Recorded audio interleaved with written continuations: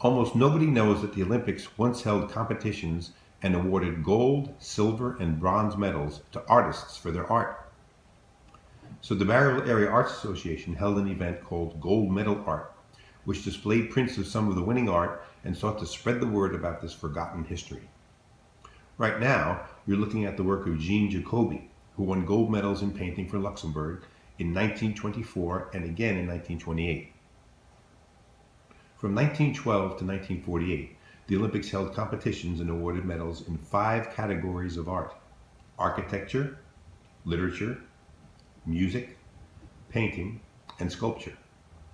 Juries awarded a total of 151 medals to original works in the fine arts, and these works had to be connected in some way to athletics. The story goes all the way back to Pierre de Coubertin, Baron Pierre. He founded the modern Olympic Games, and it really was a noble pursuit. The idea was to encourage nations to compete in athletics and art instead of war. And the Baron believed that a true Olympian was someone who was not only athletic, but skilled in music and literature as well. His idea of a true Olympian was somebody like this guy, Alfred Hajos. He is one of only 2 Olympians to win medals in both sport and art competitions. When Alfred was just 18, he won 2 gold medals swimming in the icy cold Mediterranean Sea.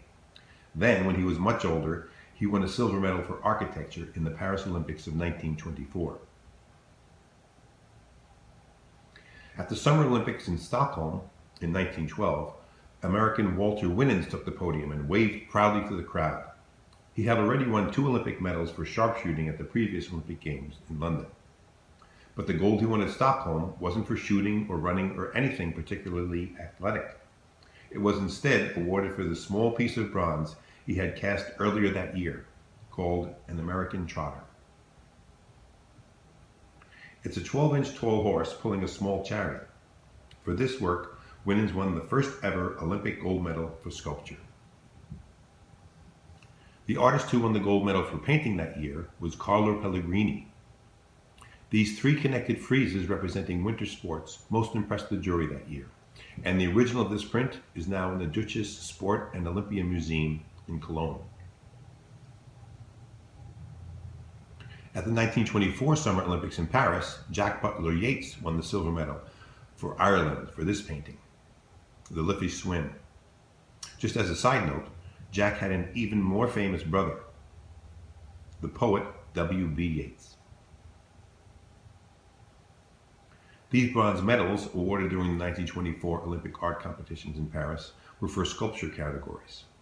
They are on display in the Olympic Museum Lausanne in Switzerland. Isaac Israels, this is a self-portrait of his, took the gold for Netherlands at the 1928 Summer Olympics in Amsterdam. His painting, Cavalier Rouge, won it for him. So what killed the Olympic art competitions, and why don't we have them today? Well, after the Olympics was on hold for 8 years during World War II, an American, Avery Brundage, became head of the International Olympic Committee, and he insisted on absolute amateurism. He wanted the Olympics to be completely pure and not to be swayed by the weight of money.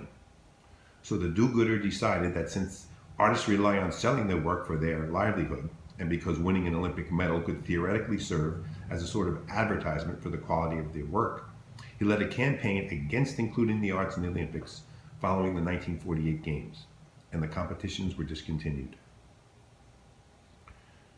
John Copley of Britain won one of the final medals awarded, the silver medal, in 1948 for this engraving, Polo Players.